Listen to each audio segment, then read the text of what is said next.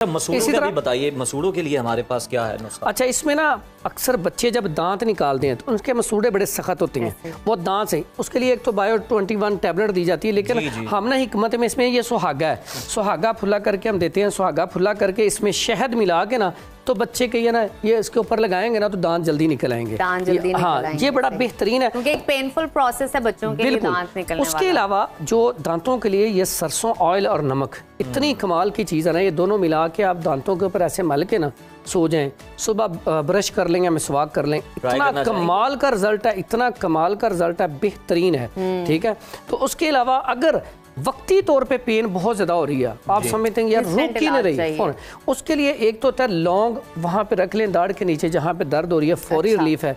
लेकिन उससे भी तेज ये अमृत धारा है, ये बड़ी बेहतरीन चीज़ है। इसमें 7 पुदीना, जो पुदीना आम ताज़ा होता है उसके साथ 7 अजवाइन और काफूर, 3 चीज़ें इसमें शामिल होती हैं। पानी है। हाँ जी, तो फिर क्या करना है, इसकी रुई, थोड़ी सी रुई लेके ना तो रुई के ऊपर लगा के आप दाढ़ में दर्द है, आपके दांत में दर्द है, वहाँ पे रख लें, थोड़ी देर तक मुंह में रखें, बाद में वो थूक बाहर फेंक दें। इतना अच्छा इलाज है। बाजू का मेरे पास पेशेंट आते हैं जी 2 साल पहले आपने लगाया था, अभी तक दर्द बिल्कुल ठीक है, तो इतना ज़बरदस्त है और फौरी तौर पे जो रिजल्ट है वो इतना ज़बरदस्त है। इसके अलावा हमारे पास इतना कमाल का एक ज़बरदस्त किस्म का ना ये और मंजन है, बड़ी बेहतरीन चीज़ है। 3 चीज़ें हैं सिर्फ सादा सी आसान सी।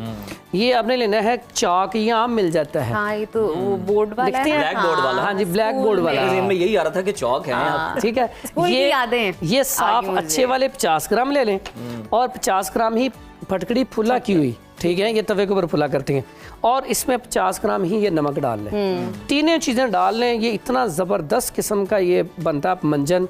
और ये बाज़ जो है लोग बना के बहुत ज़्यादा सेल करते हैं, तो ये मंजन जो किया जाए ये बेहतरीन किस्म का मंजन है, फौरी तौर पे सुकून देता है। इसी तरह अगर मुंह की बदबू ख़त्म नहीं हो रही और आपके ना वो दांत भी अच्छी तरह साफ़ नहीं हो रहा है, तो उसके लिए लहसुन का पानी लें आप, उसको भी आप लहसुन के पानी को थोड़ा सा लगा लें तो उससे थोड़ी देर तक लगा रहने दें, उससे बदबू फौरी तौर पे ख़त्म हो जाती है। ठीक है, तो ये मतलब इतनी सारी चीज़ें अगर, और इसमें दांत बहुत सारे लोगों के कमज़ोर हो जाती हैं, खुद ब खुद टूटना शुरू हो जाते हैं, ये कैल्शियम की कमी की वजह से होता है। तो ऐसे अफराद जो हैं उनको एक तो ये मुरब्बा आमला ज़्यादा से ज़्यादा खिलाया जाए, ये बड़ी कमाल की चीज़ है। उसके बाद ये है जी साबूदाना, ऐसे अफराद जिनके दांत टूटते हैं या दांतों को पीसते हैं, ऐसे अफराद के लिए बड़ी बेहतरीन चीज़ है। इसके अलावा एग भी वो इस्तेमाल कर सकते हैं, एग का इस्तेमाल करेंगे वो भी ज़बरदस्त उनके लिए बहुत ज़बरदस्त है।